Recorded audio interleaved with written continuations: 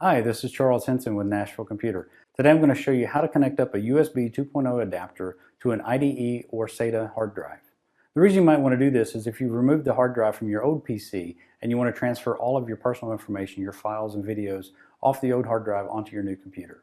So what we'll want to do is determine whether or not your hard drive is a SATA or an IDE drive. Once we determine which one that is, you'll connect up the port to that hard drive, and then we'll connect up the power adapter to that hard drive.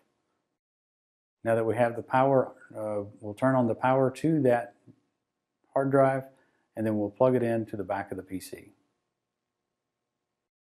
Now that you've connected up the hard drive to your PC, you should be able to go into Windows Explorer and browse to the hard drive and copy over your personal information, your files, your pictures, things of that nature.